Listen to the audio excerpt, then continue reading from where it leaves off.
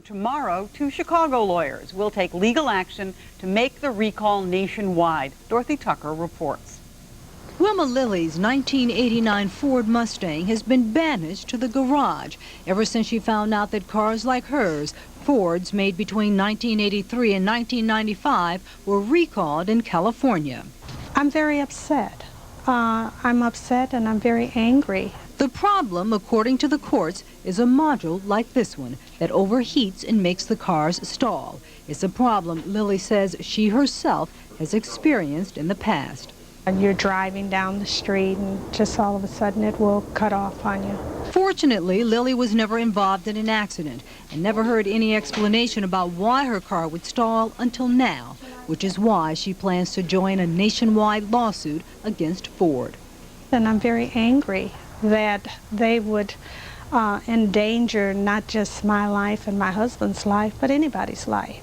Chicago attorney Tom Zimmerman is one of two lawyers who will file papers against the automaker tomorrow, in essence asking the courts to expand the California recall to include Illinois in the rest of the country. And there's 23 million of these vehicles out there. They're time bombs waiting to happen.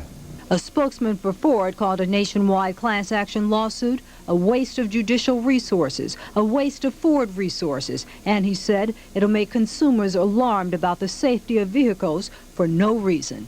Maybe the person from Ford that says that should be behind the wheel and have their life in danger. As part of the recall, the Chicago attorneys are asking the courts to force Ford to repair or replace all 23 million cars.